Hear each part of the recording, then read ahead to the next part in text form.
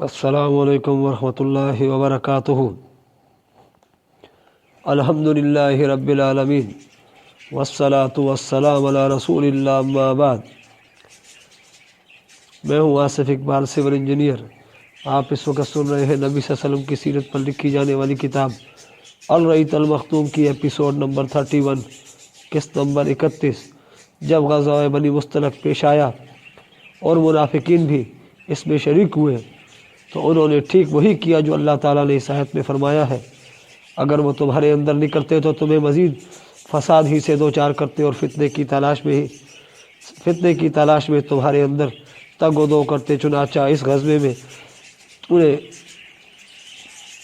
بھڑاس نکالنے کے دو مواقع ہاتھ آئے، جس سے فائدہ اٹھا کر انہوں نے مسلمانوں کی صفوں میں خاصا اضطراب و انتشار مچایا اور نبی کریم صلی اللہ علیہ وسلم کے خلاف بدترین پروپیگنڈا کیا۔ ان دونوں مواقع کی کسی قدر تفصیلات یہ ہیں۔ رسول اللہ صلی اللہ علیہ وسلم غزوہ بنی مستلق سے فارغ ہو کر ابھی چشمہ مرسیہ پر قیام فرما ہی تھے کہ کچھ لوگ پانی لینے گئے۔ انہی میں حضرت عمر بن خطاب رضی اللہ تعالیٰ عنہ کا ایک مزدور بھی تھا، جس کا نام جہجہ افاری تھا۔ پانی پر ایک اور شخص سنان بن دوبر جوہنی سے اس کی دھکم دھکا ہو گئی اور دونوں لڑ پڑے۔ پھر جوہنی نے پکارا، یا معاشر الانصار، انصار کے لوگوں مدد کو پہنچو، اور جہجہ نے آواز دی، یا معاشر المہاجرین، مہاجرین مدد کو آؤ۔ رسول اللہ صلی اللہ علیہ وسلم خبر پاتے ہی وہاں تشریف لے گئے اور فرمایا میں تمہارے اندر موجود ہوں اور جاہلیت کی پکاری جا رہی ہے، اسے چھوڑ دو، یہ بدبودار ہے۔ اس واقعے کی خبر عبداللہ ابن ابی ابن سلول کو ہوئی تو غصے سے بھڑک اٹھا اور بولا، کیا ان لوگوں نے ایسی حرکت کی ہے؟ یہ ہمارے علاقے میں آ کر اب ہمارے ہی حریف اور مد مقابل ہو گئے ہیں۔ خدا کی قسم، ہماری اور ان کی حالت پر تو وہی مثل صادق آتی ہے جو پہلو نے کہی ہے کہ اپنے کتے کو پال پوس کر موٹا تازہ کرو تاکہ وہ تمہیں کو پھاڑ کھائے۔ سنو، خدا کی قسم، اگر ہم مدینہ واپس ہوئے تو ہم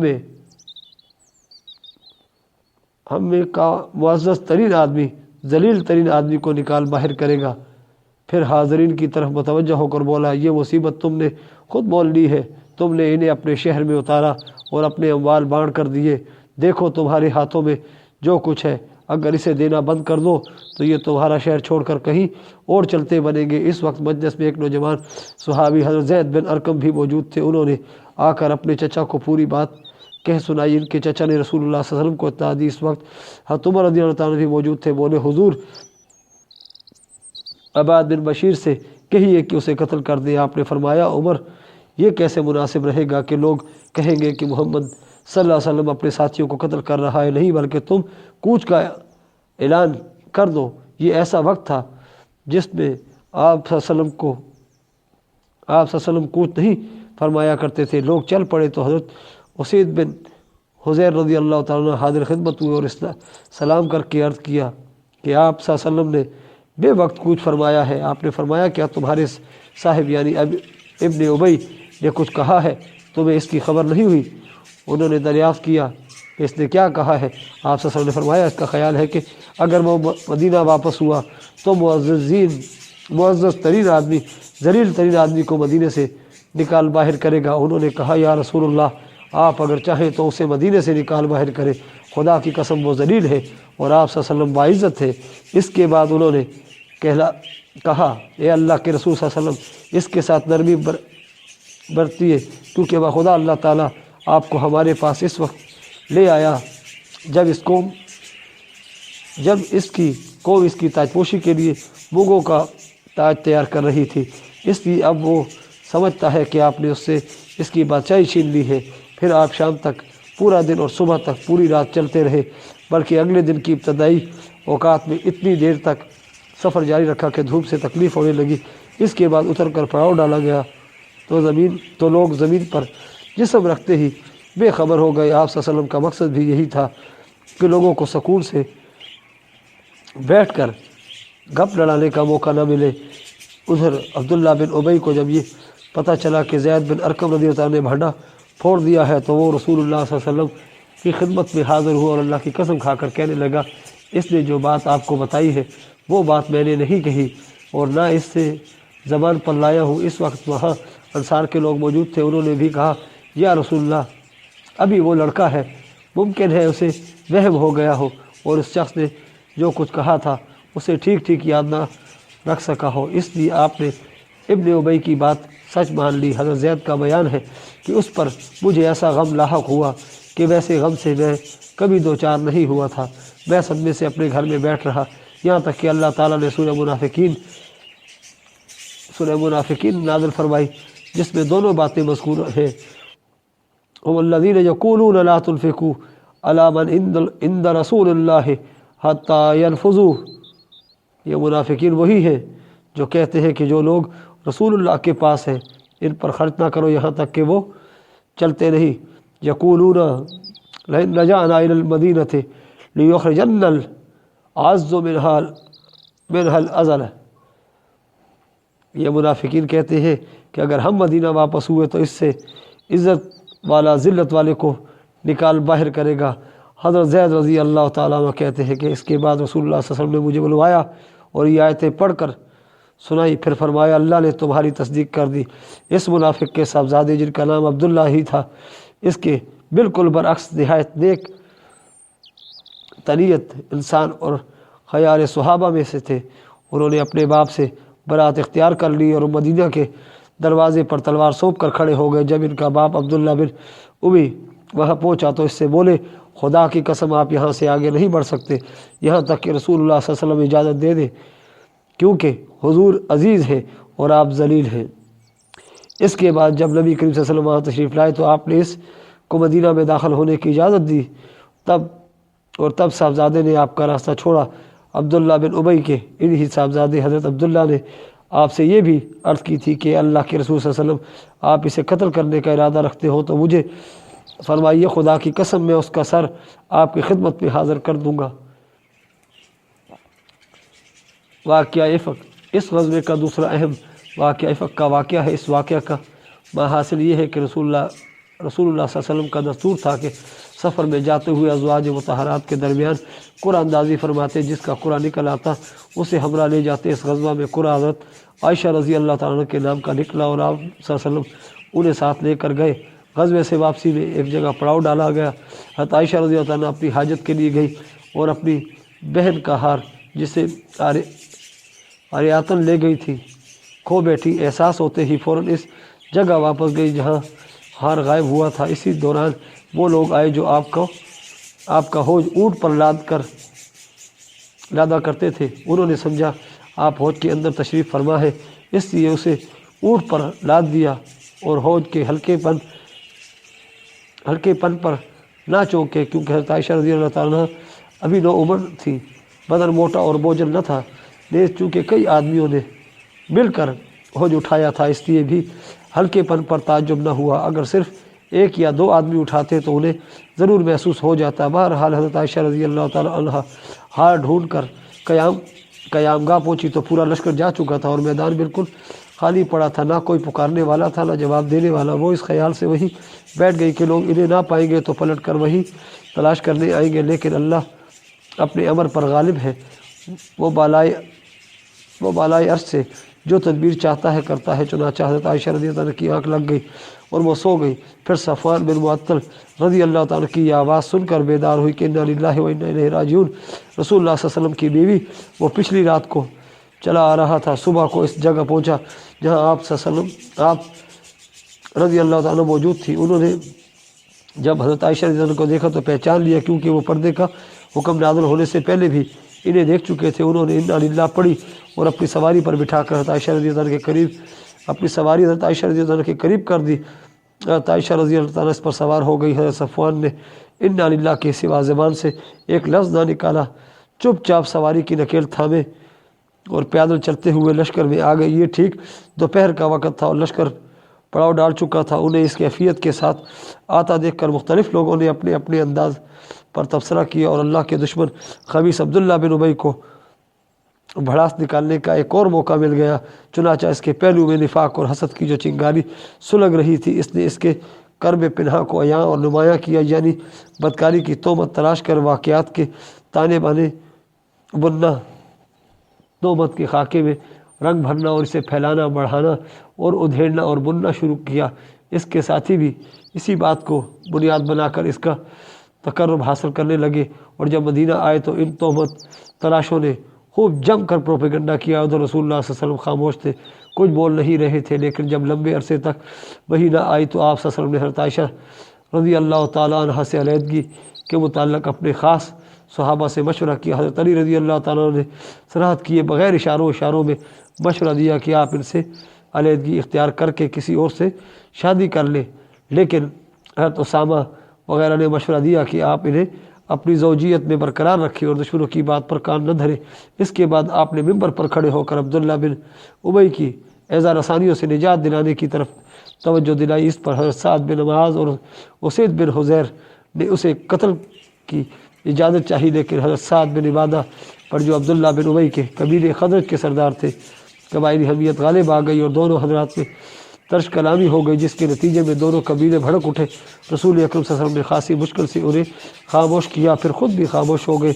इधर हज़रत आयशा रज़ियल्लाहु अन्हा का हाल ये था कि वो ग़ज़वे से वापस आते ही बीमार पड़ गई और 1 महीने तक मुसलसल बीमार रही। उन्हें इस तोहमत के बारे में कुछ भी मालूम न था, अलबत्ता उन्हें ये बात खटकती रहती थी कि बीमारी की हालत में रसूलुल्लाह सल्लल्लाहु अलैहि वसल्लम की तरफ से जो लुत्फ़ व इनायत हुआ करती थी, अब वो नज़र नहीं आ रही थी। बीमारी ख़त्म हुई तो वो एक रात उम्मे मुस्ता के हमरा क़ज़ाए हाजत के लिए मैदान में गई। इत्तफाक से उम्मे मुस्ता अपनी चादर में फंस कर फिसल गई और इस पर उन्होंने अपने बेटे को बद्दुआ दी। हज़रत आयशा रज़ियल्लाहु अन्हा ने इस हरकत पर उन्हें टोका तो उन्होंने हज़रत आयशा रज़ियल्लाहु अन्हा को ये बतलाने के लिए कि मेरा बेटा भी प्रोपेगंडे के जुर्म में शरीक है, तोहमत का वाक़या क्या सुनाया। हज़रत आयशा रज़ियल्लाहु अन्हा ने वापस आकर इस ख़बर का ठीक पता लगाने की गरज से रसूलुल्लाह सल्लल्लाहु अलैहि वसल्लम से वालिदैन के पास जाने की इजाज़त चाही। फिर इजाज़त पाकर वालिदैन के पास तशरीफ़ ले गई और सूरत हाल का यकीनी तौर पर इल्म हो गया तो बेख्तियार रोने लगी। फिर 2 रातें और 1 दिन रोते रोते गुजर गया। इस दौरान ना नींद का सुरमा लगाया, ना आंसुओं की झड़ी रुकी। वो महसूस करती थी कि रोते रोते कलेजा शक हो जाएगा। इसी हालत में रसूल अकरम सल्लल्लाहु अलैहि वसल्लम तशरीफ़ लाए, कलमा शहादत पर मुश्तमिल खुतबा पढ़ा और अम्मा बात कहकर फरमाया, आयशा मुझे तुम्हारे मुताल्लिक़ ऐसी और ऐसी बात का पता लगा है, अगर तुम इससे बरी हो तो अल्लाह ताला अनकरीब तुम्हारी बला ज़ाहिर फरमा देगा, और अगर खुदा न ख्वास्ता तुमसे कोई गुनाह सरजद हो गया है तो अल्लाह ताला से मग़फ़िरत मांगो और तौबा करो, क्योंकि बंदा जब अपने गुनाह का इकरार करके अल्लाह के हुज़ूर तौबा करता है तो अल्लाह ताला इसकी तौबा कबूल कर लेता है। इस वक्त हज़रत आयशा रज़ी अल्लाह ताला के आंसू एकदम थम गए और अब उन्हें आंसुओं का एक कतरा भी महसूस न हो रहा था। उन्होंने अपने वालिदैन से कहा कि वो आपको जवाब दे, लेकिन इनकी समझ में ना आया कि क्या जवाब दे। इसके बाद हज़रत आयशा रज़ी अल्लाह ने खुद ही कहा, वल्लाह मैं जानती हूँ कि ये बात सुनते सुनते आप लोगों के दिलों में अच्छी तरह बैठ गई है और आप लोगों ने इसे बिल्कुल सच समझ लिया है। इसलिए अब अगर मैं ये कहूँ कि मैं बरी हूँ और अल्लाह खूब जानता है कि मैं बरी हूँ तो आप लोग मेरी बात सच न समझेंगे, और अगर मैं किसी बात का एतराफ़ कर लूँ हालांकि अल्लाह खूब जानता है कि मैं इससे बरी हूँ तो आप लोग सही मान लेंगे। ऐसी सूरत में वल्लाह मेरे लिए और आप लोगों के लिए वही मिसल है जिसे हज़रत यूसुफ़ अलैहिस्सलाम के वालिद ने कहा था, फ़सब्रुन जमील वल्लाहुल मुस्तआन अला मा तसिफ़ून। सब्र ही बेहतर है और तुम लोग जो कुछ कहते हो इस पर अल्लाह की मदद मतलूब है। इसके बाद हज़रत आयशा रज़ी अल्लाह ताला अन्हा दूसरी तरफ जाकर लेट गई और इसी वक्त रसूल अकरम सल्लल्लाहु अलैहि वसल्लम पर वही का नज़ूल शुरू हो गया। फिर जब आप सल्लल्लाहु अलैहि वसल्लम से नज़ूल वही की शिद्दत और कैफियत ख़त्म हुई तो आप मुस्कुरा रहे थे और आपने पहली बात जो फरमाई वो ये थी कि आयशा अल्लाह ने तुम्हें बरी कर दिया। इस पर खुशी से इनकी माँ बोली, आयशा हुज़ूर सल्लल्लाहु अलैहि वसल्लम की जानिब उठो, शुक्रिया अदा करो। उन्होंने अपने दामन की बरात और रसूलुल्लाह सल्लल्लाहु अलैहि वसल्लम की मोहब्बत पर एतमाद और वसूक के सबब कदर नाज के अंदाज में कहा, वल्लाह मैं तो इनकी तरफ न उठूँगी और सिर्फ़ अल्लाह की हम्द करूँगी। इस मौका पर वाक़या अफ़क से मुताल्लिक़ जो आयात अल्लाह ने नाज़िल फरमाई وہ سورہ نور کی 10 آیات ہے جو ان الذین جاءوا بالافک عصبۃ منکم سے شروع ہوتی ہے۔ اس کے بعد توبہ تلاشی کے جرم میں مصطح بن اثاثہ، حسان بن ثابت اور حملہ بنت جہش رضی اللہ تعالیٰ عنہ کو 80 کوڑے مارے گئے۔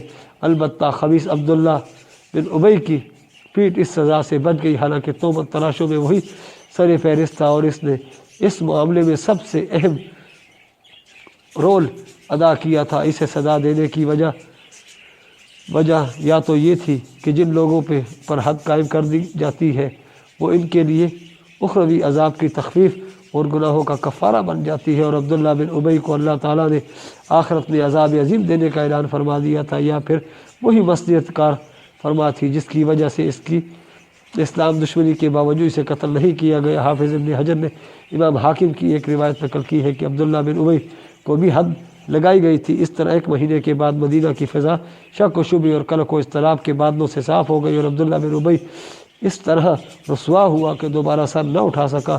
ابن اسحاق کہتے ہیں کہ اس کے بعد جب وہ کوئی گڑبڑ کرتا تو خود اس کی قوم کے لوگ اسے عتاب کرتے، اس کی گرفت کرتے اور اسے سخت سست کہتے۔ اس کیفیت کو دیکھ کر رسول اکرم صلی اللہ علیہ وسلم نے حضرت عمر رضی اللہ عنہ سے کہا، یا عمر کیا خیال ہے؟ دیکھو واللہ اگر تم نے اس شخص کو اس دن قتل کر دیا ہوتا جس دن تم نے مجھ سے اسے قتل کرنے کی بات کہی تھی تو اس کے بہت سے ہمدرد اٹھ کھڑے ہوتے، لیکن اگر آج انہی ہمدردوں کو اس کے قتل کا حکم دیا جائے تو وہ اسے قتل کر دیں گے۔ حضرت عمر نے کہا، واللہ میری سمجھ میں خوب آ گیا ہے کہ رسول اللہ صلی اللہ علیہ وسلم کا معاملہ میرے معاملے سے زیادہ بابرکت ہے۔ غزوہ مرثیہ کے بعد کی فوجی مہمات، سریہ یار بنی کلب علاقہ دومت الجندل، یہ سریہ حضرت عبد الرحمن بن عوف رضی اللہ تعالیٰ کی قیادت میں شعبان 6 ہجری میں بھیجا گیا۔ رسول اللہ صلی اللہ علیہ وسلم نے انہیں اپنے سامنے بٹھا کر خود اپنے دست مبارک سے پگڑی باندھی اور لڑائی میں سب سے اچھی صورت اختیار کرنے کی وصیت فرمائی، اور فرمایا کہ اگر وہ لوگ تمہاری اطاعت کر لیں تو تم ان کے بادشاہ کی لڑکی سے شادی کر لینا۔ حضرت عبد الرحمن بن عوف رضی اللہ عنہ نے وہاں پہنچ کر 3 روز پہ ہم اسلام کی دعوت دی۔ بالآخر ان قوم نے اسلام قبول کر لیا۔ پھر حضرت عبد الرحمن بن عوف رضی اللہ عنہ نے تمازر بنت ازبغ سے شادی کی، یہی حضرت عبد الرحمن کے صاحبزادے ابو سلمہ کی ماں ہے۔ اس خاتون کے والد اپنی قوم کے سردار اور بادشاہ تھے۔ نمبر 2 سریہ دیار بنی سعد علاقہ فدق، یہ سریہ شعبان 6 ہجری میں حضرت علی رضی اللہ تعالیٰ کی سرکردگی میں روانہ کیا گیا۔ اس کی وجہ یہ ہوئی کہ رسول اکرم صلی اللہ علیہ وسلم کو معلوم ہوا کہ بنو سعد کی ایک جمعیت یہود کو کمک پہنچانا چاہتی ہے، لہٰذا آپ صلی اللہ علیہ وسلم نے فرمایا علی رضی اللہ عنہ کو 200 آدمی دے کر روانہ فرمایا۔ یہ لوگ رات میں سفر کرتے اور دن میں چھپے رہتے تھے۔ آخر ایک جاسوس گرفت میں آیا اور اس نے اقرار کیا۔ ان لوگوں نے خیبر کی کھجوروں کے عوض امداد فراہم کرنے کی پیشکش کی۔ جاسوس نے یہ بھی بتایا کہ بنو سعد نے کس جگہ جتھا بندی کی ہے۔ چنانچہ حضرت علی رضی اللہ تعالیٰ نے ان پر شب خون مار کر 500 اونٹ اور 2000 بکریوں پر قبضہ کر لیا۔ البتہ بنو سعد اپنی عورتوں بچوں سمیت بھاگ نکلے۔ ان کا سردار بربن علیم تھا۔ نمبر 3 سریہ وادی القرا، یہ سریہ حضرت ابوبکر صدیق رضی اللہ عنہ یا حضرت زید بن حارثہ رضی اللہ عنہ کی زیر قیادت رمضان 6 ہجری میں روانہ کیا گیا۔ اس کا سبب یہ تھا کہ بنو فزارہ کی ایک شاخ نے دھوکے سے رسول اکرم صلی اللہ علیہ وسلم کو قتل کرنے کا پروگرام بنایا تھا، لہٰذا آپ نے ابوبکر صدیق رضی اللہ عنہ کو روانہ فرمایا۔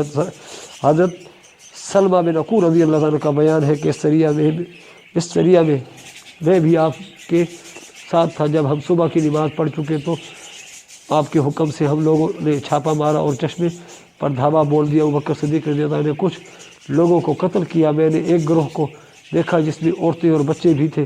مجھے اندیشہ ہوا کہ کہیں یہ لوگ مجھ سے پہلے پہاڑ پر نہ پہنچ جائیں۔ میں ان کو پکڑنے کی کوشش کی اور ان کے اور پہاڑ کے درمیان ایک تیز تیر پھینکا۔ تیر دیکھ کر یہ لوگ ٹھہر گئے۔ ان میں فرقہ نامی ایک عورت تھی جو ایک پرانی پوستین اوڑے ہوئے تھی، اس کے ساتھ اس کی بیٹی بھی تھی جو عرب کی خوبصورت ترین عورتوں میں سے تھی۔ میں ان سب کو کھینچتا ہوا ابوبکر صدیق کے پاس لے آیا۔ انہوں نے وہ لڑکی मुझे अता की, मैंने इसका कपड़ा तक न खोला था कि बाद में रसूल अकरम सल्लल्लाहु अलैहि वसल्लम ने ये लड़की मुझे सलमा बिन अकू से लेकर मक्का भेज दी और इसके एवज़ वहाँ के मुतअद्दिद मुसलमान कैदियों को रिहा करा लिया। उम्मे फ़रका एक शैतान सिफ्त औरत थी, नबी करीम सल्लल्लाहु अलैहि वसल्लम के कत्ल की तदबीरें किया करती थी और इस मकसद के लिए उसने अपने ख़ानदान के 30 या सवार भी तैयार किए थे। लिहाजा उसे ठीक बदला मिल गया और उसके 30 सवार मारे गए। सरिया उरुनैन, ये सरिया शवाल 6 हिजरी में हज़रत कर्ज़ बिन जाबिर फ़हरी रज़ी अल्लाह ताला अन्हु की क़यादत में रवाना किया गया। इसका सबब यह हुआ कि अकल और ओरीना के चंद अफराद ने मदीना आकर इस्लाम का इजहार किया और मदीना ही में क़याम किया, लेकिन इनके लिए मदीना की आबो हवा रात न आई और नबी करीम सल्लल्लाहु अलैहि वसल्लम ने उन्हें चंद ऊँटों के साथ चरागाह भेज दिया और हुक्म दिया कि ऊँटों का दूध और पेशाब पिए।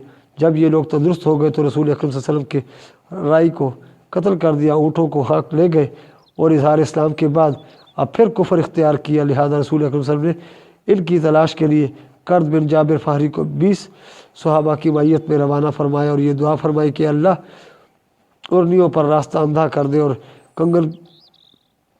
कंगन से भी ज़्यादा तंग बना दे। अल्लाह ने यह दुआ कबूल फरमाई और इन पर रास्ता अंधा कर दिया। चुनाचा वो पकड़ लिए गए और उन्होंने मुसलमान चरवाहों के साथ जो कुछ किया था इसके कसास और बदले के तौर पर इनके हाथ पाँव काट दिए गए, आँखों में गर्म सलाइयाँ फेरी गई और इन्हें हर्रा के एक कोशे में छोड़ दिया गया, जहाँ वो ज़मीन पर तड़पते तड़पते अपने कैफिर किरदार को पहुँच गए। इनका वाक़या सही बुखारी वग़ैरह में हज़रत अनस रज़ी अल्लाह तआला से मरवी है।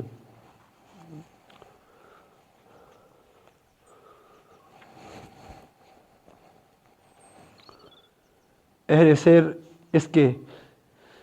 सैर इसके बाद एक और सरिया का जिक्र करते हैं जिसे हज़रत उमर बिन उमैया ज़मरी रज़ी अल्लाह तआला ने हज़रत सलमा बिन अबी सलमा की रफ़ाकत में शवाल 6 हिजरी में सर किया। इसकी तफसीर ये बताई गई है कि हज़रत उमर बिन उमैया ज़मरी अबू सुफियान को कत्ल करने के लिए मक्का तशरीफ़ ले गए थे, क्योंकि अबू सुफियान नबी करीम सल्लल्लाहु अलैहि वसल्लम को कत्ल करने के लिए एक अराबी को मदीना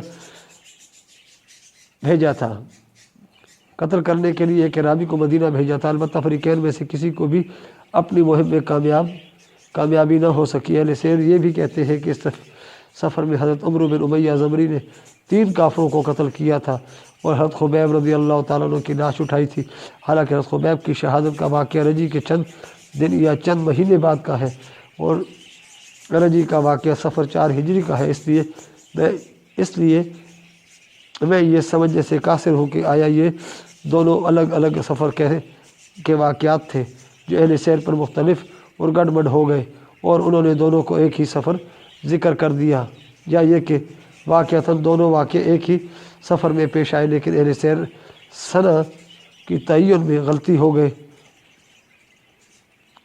हो गए और उन्होंने इसे 4 हिजरी के बजाय 6 हिजरी में ज़िक्र कर दिया। हज़रत अल्लामा मंसूर पूरी रहमतुल्लाह अलैह ने भी इस वाक़े को जंगी मुहिम या सरिया तस्लीम करने से इनकार किया है। अल्लाह आलम ये है वो सराया और गज़वात जो जंगी अहज़ाब व बनी कुरैज़ा के बाद पेश आए, इनमें से किसी भी सरिया या गज़वे में कोई सख्त जंग नहीं हुई, सिर्फ बाज़ में मामूली किस्म की झड़पें हुई। लिहाजा इन मुहिमों को जंग के बजाय तलाइया गर्दी, फ़ौजी गश्त और तादीरी नकलो हरकत कहा जा सकता है, जिसका मकसद ढीठ बदबू और अकड़े हुए दुश्मनों को खौफज़दा करना था।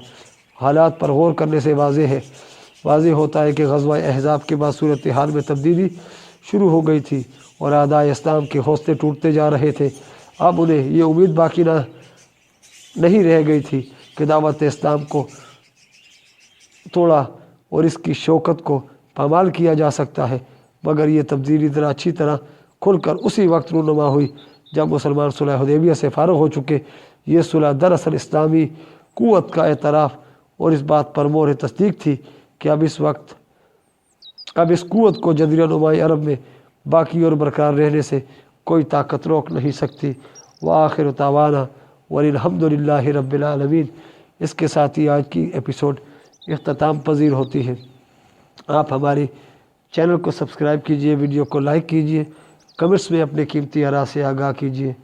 اللہ حافظ۔